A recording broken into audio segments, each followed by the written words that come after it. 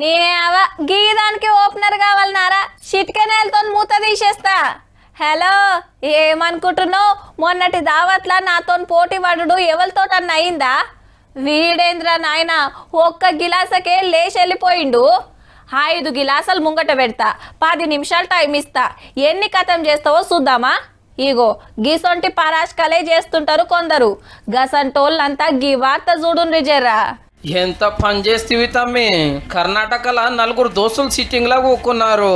నేను ఆఫ్ తాగుతాను ఒకడు, నేను ఫుల్ గుంజుతాను ఒకడు. ఏహే నేను 5 బాటలు లేపుతారా చెడతా అన్నాడట మనోడు. అది కూడా సుక్క నీళ్లు కలపకుంటా.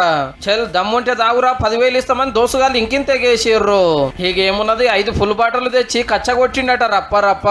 గిలాసాలనే పోసిండో లేకుంటే బీర్ లెక్కనే లేవట్టిండో. గుట్ట మింగినాక కడుపు పట్టుకొని కింద పడ్డాడట. ఏమైంద్రా అని దావకానకు తీసుకపోయినా బతకలే. పేరు కార్తీక్, ఏజీ 21 ఏళ్ళు. పాపం పెండ్లయి ఏడాది 6 కిందటనే బిడ్డ పుట్టిందట. నీ షెర్తుల మన్ను వడ 20 మంది దాగే మందును ఒక్కడే దాగితుంటారా? ఇది తప్పురా అని ఒక్కడన్నా చెప్పొద్దురా. దిక్కుమల్ల ఛాలెంజ్ చేసి పానం తీసిరని 2 సోపతిగాలను అరెస్ట్ చేసిర్రు. ఇంకోడు పరారైందట అదురుకొని. 10,000 రూపాయలు చూసుకుంటే జీవితం బాయే, ఇంటోళ్ళు ఆగమయ్యరే. ఇంకేం షెర్తు దొరకనట్టు తాగుడే దొరికిన అదరా మీకు. అది కూడా 5 ఫుల్లులు నీళ్లు కలపకుండా ఒక్కడే. చూస్తున్నారు కదా, తాకత్కు మించి తాగితే ఏమైతుందో. సిట్టింగ్ల కాడ జర పైలం మరి.